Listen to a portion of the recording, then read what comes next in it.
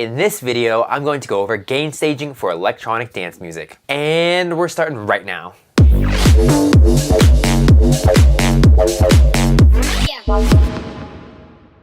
What is up, everyone? Welcome to another tutorial. I'm Daniel Strongen, the founder of SOUNDSHOCK. And if this is your first time here and you want to learn all things electronic music production related when it comes to mixing, mastering, sound design, and arrangement, then go ahead and click the subscribe button and the bell notification next to it so you don't miss anything. So what exactly is gain staging? Simply put, this is the process of preventing distortion and noise from getting into your mix by feeding an appropriate level of your signal through each stage of your signal path. By appropriate, I mean leaving enough headroom so you don't have to worry about your signal clipping in the mix. So what do I mean by having appropriate levels in these certain stages of your signal flow? So as a general rule of thumb, I like to keep all my sounds at every single stage in the signal flow at -6 dB on a peak meter. That is the highest point that I will have my sounds coming out of the signal flow. So really anywhere where there could be a change in volume is a stage in the signal flow. So my source, let's say it's a synth, I will not have it go past -6 decibels coming out of the synth. And then let's say I do processing on that synth. Each processor that I put on, I will make sure that nothing more than -6 decibels is output out of that specific plugin. And if that synth is in a group of channels that come together to make one, then I'll make sure the output of all those synths is no greater than -6 decibels. And then taking a step further, my master output, it'll have no more than -6 decibels outputting. So every stage is not passing the -6 decibel mark. And once again, this is -6 decibels on a peak meter. All your channel strips in your DAW are going to have this peak meter. It's the most common meter that is used. And if your plugins don't come with any peak meters, then you can always check the channel strip to see where it is peaking at. Audio engineers might tell you, oh, you know, -10, -12, -8, you know, that might be the most optimal range for you to have your sounds at, for have your sounds peaking at. But once again, this is just my opinion, and this is what worked for me for EDM specifically. So why is it important to have proper gain staging in your track? If you don't have proper gain staging in your track, you're going to run out of headroom and your track is quickly going to distort and the mastering process is going to be a mess. So let's go back to your source sound, the synth. Let's say you have that peaking at 0 decibels. Then you add some processors on that, some distorters, some saturators, an EQ, you're doing some boosting on this EQ. Then the decibel range of that channel is going to go above 0 decibels and reach digital clipping. So let's say you continue mixing your song with this already being distorted.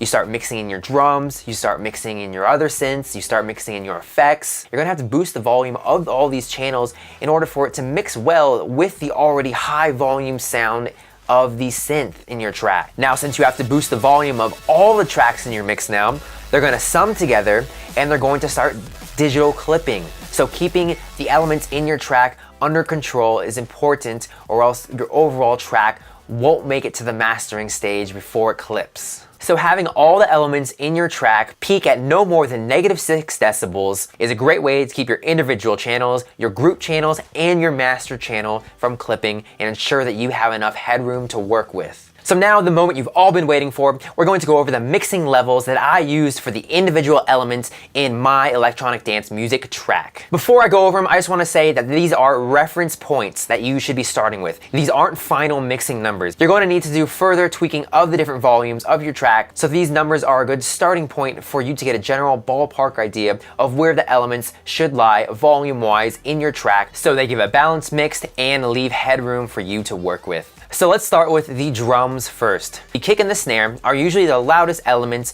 in your dance track. So I like to have my kick and my snare peaking around -8 to -6 decibels on your peak meter. So once again, look at your channel strip for this peak metering. Moving on to another foundational element of your track, the sub. I like to mix in my sub at no more than -12 decibels. Having your sub peak at no more than -12 decibels is more than enough to get a loud and powerful song. And if you're working on a more chilled out tune or something that is not quite as aggressive, then -18 to -16 decibels would work well here. And then the next element is the mid bass. So any basses that are not the sub bass are considered your mid basses. And these will be peaking at around -12 to -9 decibels. And this is for each individual mid bass that you have in your track. So for dance music, the elements already listed are the foundational elements of your track. So now let's talk about the groups of your track and what mixing levels that they should be at. For my drum group, I like to keep it peaking at -6 decibels. So I would group all my drums and have it output to one channel and make sure that this does not peak more than -6 decibels. And then I would group my mid basses together and have that output to one channel again, and make sure that it does not peak past -6 decibels as well. And then finally, all the other instruments in my track or effects, I would have those peak at -12 decibels. So group all the other elements in your track that are not the drums, not the basses, and have those peak at, once again, -12 decibels.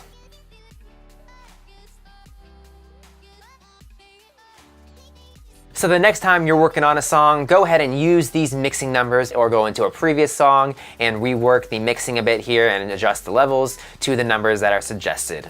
Thank you so much for watching the video, everyone. So if you guys already are used to gain staging, already have your own mixing numbers for gain staging of the individual elements and groups of your track, I'd love to hear what you guys use for your tracks in the comments below.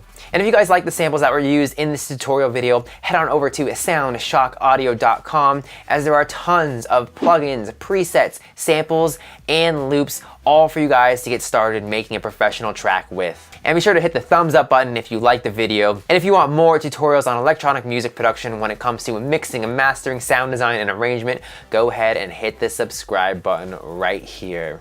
Till next time, everyone.